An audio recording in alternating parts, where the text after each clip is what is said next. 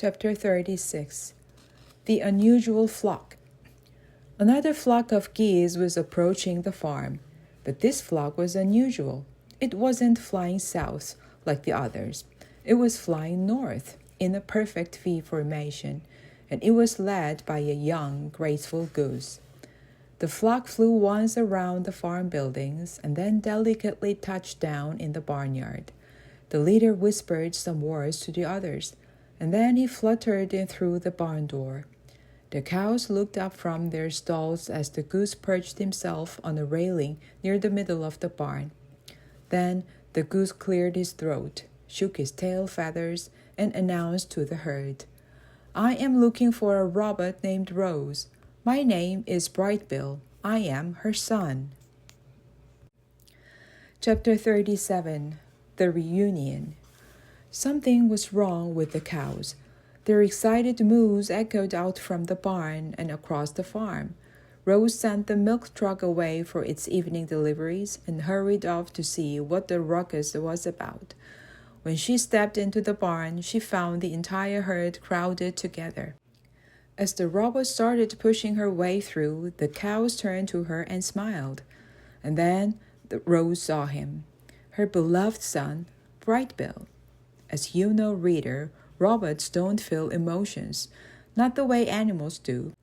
But in that moment, in that barn, nobody had any doubt how Rose felt. She rushed forward and scooped her son into her arms.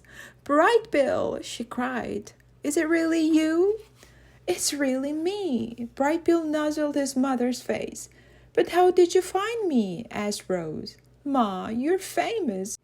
You were all anyone could talk about at the wintering grounds. It started with the flocks of geese that stopped here on their migrations. They shared your story with everyone they met. Your story spread from flock to flock, from north to south, from east to west. Eventually, your story made its way to me. I took off as soon as I heard where you were. I didn't even tell the others.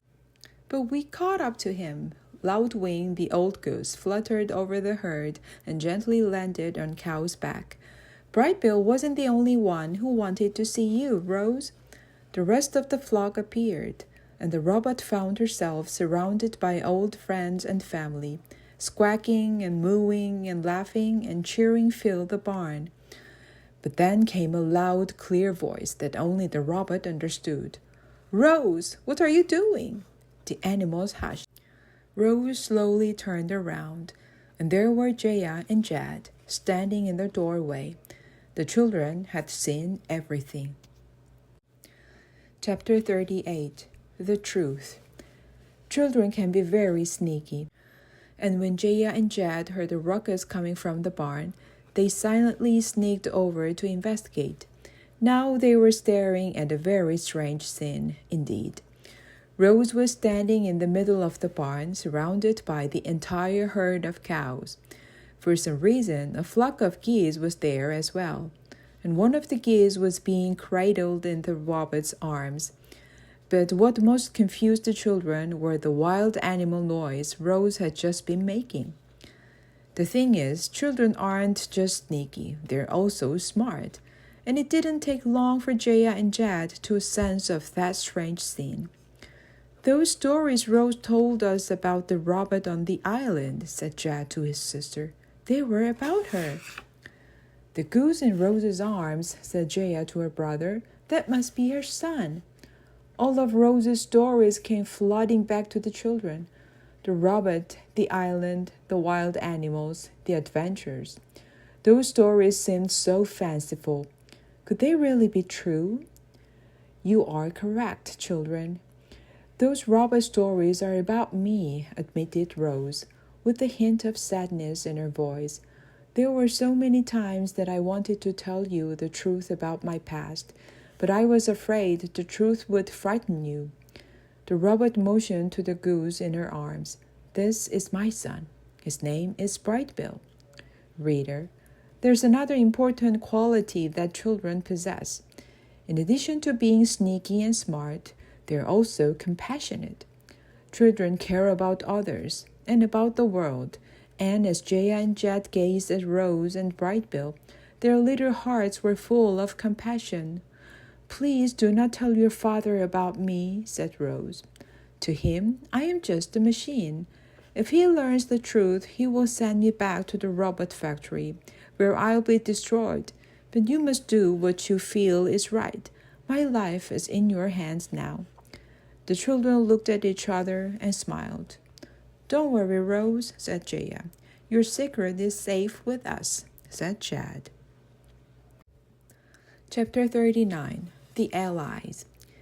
Jaya and Jed would do anything to have their own mother back, so they understood how happy Bright Bill and Rose must have felt in that moment. But they also understood that this happy moment couldn't last forever. Bright Bill couldn't live on the farm, and Rose couldn't be her true self around their father. Life seemed so unfair. The children knew what needed to happen. "Rose, you need to go home," said Jaya. "You need to be with your family and your friends on your island," said Jed. "I wish I could go home, but your father would never allow it," said Rose. "Just run away," said the girl. "I ran away once. It was easy. But then I started feeling hungry, so I came home and made myself a sandwich." "Running away might be easy for you, but not for me," said Rose. "Your father can track my movements. If he sees me trying to escape, he'll think I am defective, and he will send me away to be destroyed." An uncomfortable question popped into Jaya's mind. "Rose, don't take this the wrong way," she began, "but is it possible that you are defective?" "Don't say that, Jaya," cried her brother. "No, it is okay," said the robot. "I have asked myself that same question. I do not feel defective. I feel different. Is being different the same as being defective?" "I don't think so," said Jaya. "Or else we're all a little defective. You saved my life, and now I'm going to save yours," said Jed, with a look of determination in his eyes. "I know you can only access farming information, Rose, so let us handle the research.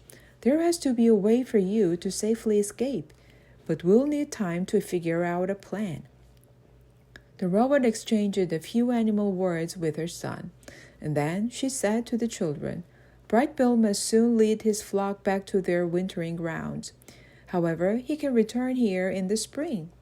The boys slowly nodded. "We should have you ready by then." The girl looked concerned.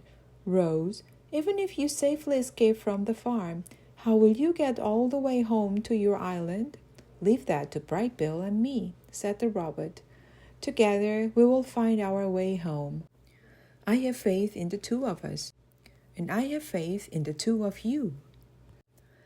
Chapter 40. The Instincts. The next few days were a blur. Rose rushed through her daily tasks so she could have more time with the flock. The geese talked about Chit-Chat the squirrel and the beaver family, and the other animals on the island. Rose talked about the robot factory and the sheriff and life on the farm. But the geese were always aware of their instincts, calling them back to the warm wintering grounds. And when they awoke one morning to find the countryside dusted with snow, they knew it was time to go. By some miracle, Rose and Bright Bill had been reunited, and now they had to say goodbye all over again. The flock stood in the pasture with Rose as the children, and the herd looked on. Bright Bill fluttered up to his mother's shoulder and wrapped his wings around her face. "I'll return in the spring," said the goose, "and then you and I are going to find our way home." "Please be careful," said the robot. "I do not want to lose you again." "We'll keep your son out of trouble," squawked Loudwing with a smile. The geese waved goodbye to Rose and their new farm friends. Then Bright Bill shook his tail feathers, beat his wings, and led his flock into the sky.